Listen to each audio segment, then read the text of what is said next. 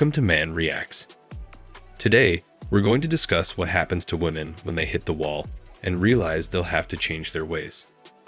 So when women hit the age where they've had all their fun and know that they'd soon be hitting the wall, that's the time when you hear them say, "Well, I wish to reconnect myself to God.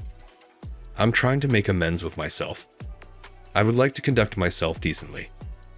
This time, the guy has to earn it, and I'm done being a woman who sells pleasure. After doing all of that, I want to fly straight." At that time, we are expected to conclude that she has finished her path of self-discovery and that we must forgive her. We're going to show her some grace because she's showing some grace to herself. If you can't do that while she's doing it, then clearly you, mister, are the problem. Right between 29 and 31 years old is when you'll hear this kind of discourse from women. When that happens, the woman might think, "Oh, I'm not into the usual bad boys anymore. During my time in college, I was so insane. I did so much that is now all documented on tape, including the foam cannon party in Cancun. But I'm no longer like that. I am not that. I'm going to move forward carefully, responsibly, and decently, just like the decent woman I am now. I'm worth more now than I was then. I'm valuable. I'm not just valuable on camera like I was before. I'm a God-fearing, decent woman now. All those guys are history. My notch count has been reset." In terms of psychology, there are three components to personality: ID, ego, and superego. The ego tells the ID, "You know, we're 29 right now, and we can't really do what we used to do. We have to think of our future because we're not as hot as we used to be. We're kind of hitting the wall, but not hitting the wall," in response to the ID's desire for hot men. We can see it happening. Therefore, we must make preparations now. We need to start thinking about long-term security since we could not have enough money, or it might just be an emotional issue. In response, the ID answers, "No, we want to have fun. We will have fun. We want to return to our previous position." It seems as though there is a fight. It resembles a conflict between two opposing egos. The one that wants to act morally is the ego, and the one that really wants to fly straight is the id. It tries to think ahead as if they won't be as hot as they'd like when they are 33 or as hot as if they were at age 23. The inner dialogue will go like this: "I want someone interesting, fun, and hot, but he has to really shake my world and lay pipe like no one other." But then the ego goes no. So, for a woman, the transitioning phase is vital. This phase is when she's 28 or 29 years old and transitioning into her 30s, a vital stage. Now, why do I say that? Well, because if you go and you look at the 30-year mark and compare it with the 23-year-old mark for women, you will notice that women start to decline at around the age of 23 in terms of SMV. And by the time they hit 30, it's almost rock bottom for them. They know they're at the end of the line. Research has also supported this. A 30-year-old woman needs to look ahead for her own security if you look at her. But you'll also realize that for women nowadays, the average age of the first marriage is approximately 28 to 29. It takes roughly 2 years longer for guys. In the United States, it is currently about 30 or 31. But at that point, it's no accident that the average age of the first marriage starts to rise just as things start to change. How convenient for women.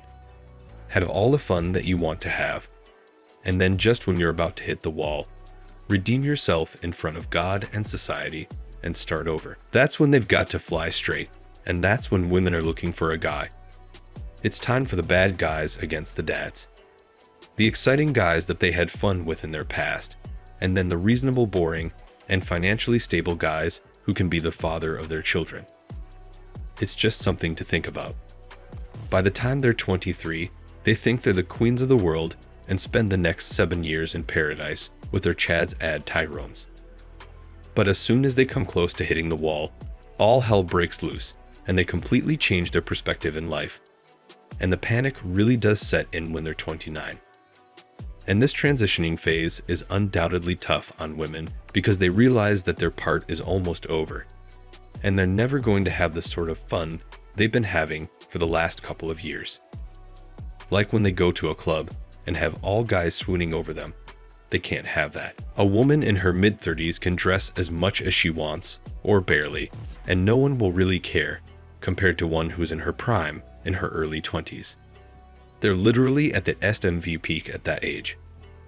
And the irony is that when these women grow old, and if you hear them talking about this stuff, they will say things like, "Oh, I would have never partied in my 20s. I would advise every girl to be God-fearing and stay away from the bad boys because they are bad news." And I can bet you that if they get asked out by a Chad or Tyrone the next day, they'll go out with him. Some things are just universal with women. And I'll say this again. It's something that I tell guys every time. Women overspend, live paycheck to paycheck, and have so much emotional baggage that their ability to attach as a couple is permanently lost. They turn to antidepressants and other legal drugs like alcohol and cigarettes when they are in their mid-30s and early 40s and have trouble finding a man who truly wants them as a mate. However, this does not imply that men pay them no attention. Some males will thirst for any woman out there, no matter what sort they are. She becomes more manly the more marriages and children she has. If I had to sum up how the remaining women think, I'd say ideology triumphs over biology. They ridicule guys, demonize them, and treat them with total disdain. Here are a few additional facts in case they still need them. When women have over 10 intimate partners, their desire to get married to a man is little more than a last-ditch effort. Pair bonding is virtually impossible, and research indicates that she probably contains seeds from several guys. Modern women did everything they could to capture and have the essence of power they thought would make them happy by working the corporate ladder up until their 40s, but realized a little too late that they had a natural need to nurture families, settle down, have a loving relationship with men, and become good mothers. And now that they've been inundated with feminist doctrine, they can't even confess that they should have taken the conventional route and lived in accordance with their feminine nature. For men, navigating the minefield of being expected to initiate all interactions while not being awkward, while being irrationally confident and outgoing, while trying not to weird a woman out for qualities that make you unique despite those qualities, the majority of young men do not earn the kind of money that most women dream of. It's hard to live your own life while being on guard against losing someone's transitory interest who is deliberately seeking any conceivable red flag to give an excuse to ghost you. I believe there is a propensity to downplay how harsh dating is for young men in today's society. Thanks for watching, guys. If you liked the video, please hit the like button and smash the bell icon to subscribe.